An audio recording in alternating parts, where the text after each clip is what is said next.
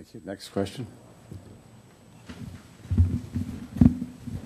We all know that one of the major factors that drove Issue 6 to victory last year was this endless series of allegations of corruption around county officials and pay to play and pay to be hired. What has each of you done during your campaign, and what's your number one priority, if elected, to deal with the situation? Thank you, Ray. Let's have Ms. Gascoigne answer first, and then Mr. Baddour, Mr. Renane, and Mr. Brady. Patty. Well, if things were simple, it would be simple. It would be a dream come true, perhaps, to have the unions come to the table and agree with the county government that we would take a performance-based evaluation of every county employee, so those that have been appointed in the past, evaluate them on job performance instead of who appointed them, and just take a hiatus from union contracts and have it renegotiated after a probationary period of time, after we've actually taken a performance-based audit and do merit-based pay during that time. It's just an idea that's, it makes sense to me, but there's a lot of players in there that may not come to the table, so haven't worked on a plan B. Thank you. Fauzi? People who work for the county, I don't have problem with, except for on their performance. I hope they perform good, and they shouldn't. They should be actually rewarded for performing good. The problem I have is with the cronies that don't have a job and they still collect public salaries. Those I don't want to. Chris? First things, I would support an office of Inspector General for the county. It could be a one-person office to start, but we need to start in that direction. Secondly, I think the county employees, frankly, would benefit and probably would welcome ethics training early on. And we did that in the last mayoral administration I worked for. I benefited from knowing right front and center the do's and don'ts of government service delivery. I would offer that that's something that every county worker should receive. And I think that it starts also at the top. So, the leaders in the offices need to obviously continue to demonstrate high ethics because that's not what's happened of late, and that's why several employees down the line have run into the problems they've run into. Thanks. Thank you. Next question. Excuse me. Oh, I'm sorry. Did it again. No. Actually, I agree with most of what Mr. Ronayne had to say. I do think that it comes down to the fact that the people that you elect are going to have to be honest, or regardless of what kind of a system you come up with, it's not going to work. I do think, however, that the change in county government will be helpful.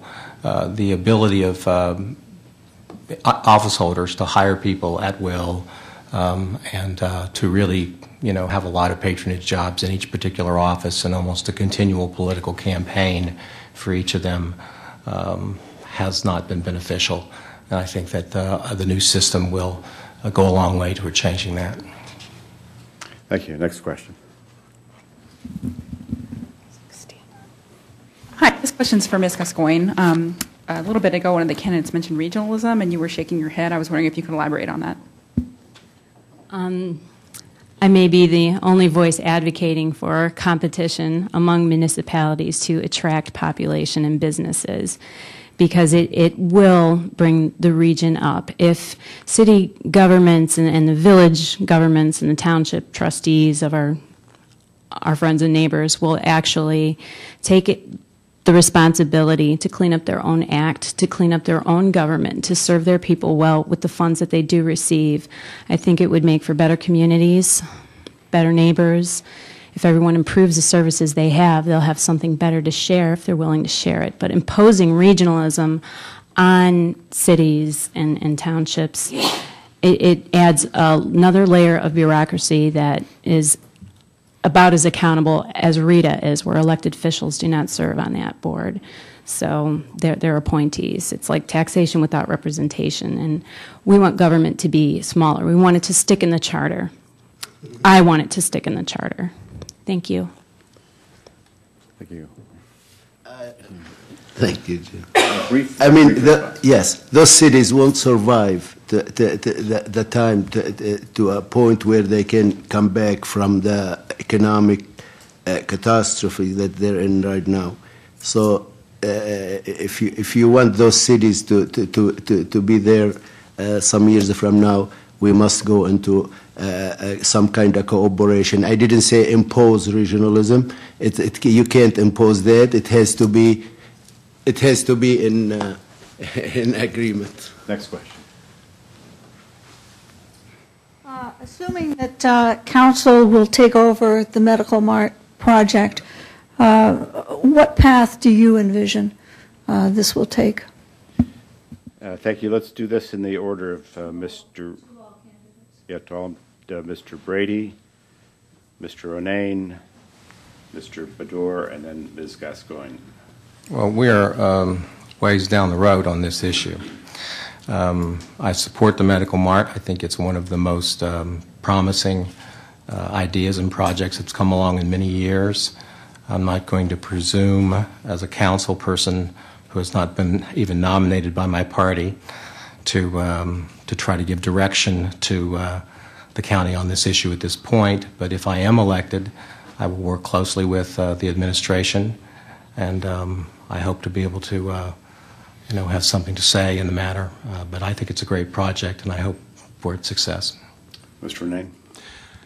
Right now, the commissioners should be open in the public with a meeting about the finances of the Medical Mart. We are hearing widespread rumors about cost overruns already. We're hearing about, obviously, and it's been reported about bed tax increases. There needs to be a forum now on that subject before 2011. I want to take one segue to say the same of the Ameritrust Tower. I would staunchly oppose a sale, a fire sale of the Ameritrust Tower until the County Executive Council is seated next year. Thanks. Mr. Bador. I would oppose anything the commissioners.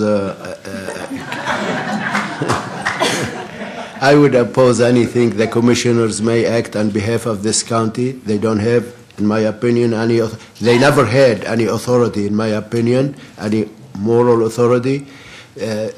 Now they don't have any authority. I would wait till the new council and executive take office.